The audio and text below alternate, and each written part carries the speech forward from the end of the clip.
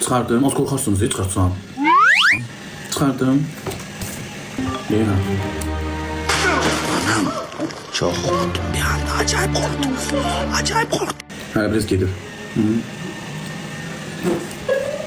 Bu da filtresi sağ ol.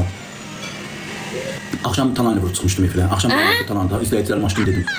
Olsa bir dedim izləyicilərim, mən ta üzüm pis gündə deyil Tanayla vururum. Tanayla vuranı bilmir. Qalır qırmızı, qalır dərinin altında. Akşam Tanayla vurmuşdum. Bir komşumdan almışam. Dedim böyle Allah vurur, mənim deməyəcək, üzməyəcək. Onun istəsini dedim, həkim deyək sağ olacaq. Ne dedi? Ata, arıqlasanda çox sempatişin olaram. Allah'ım olsun.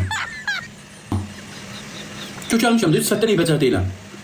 Kesin əsim belə versin qabağa. Desin, baba, bu boyunçilik yesin. Deyim, olsa yoxuşu. Desin, valla. Dursun qazanı gizlətsin. Qoymasın mən yeməyə. Gəlin ki, az, desə, ha. Desə, deyim, evdə nə var? Gəlsin, qoysun qabağıma boş. Süp. Naləşçidən gəziyim. Saat 6'dan sonra mənə yemək verməsin axşam.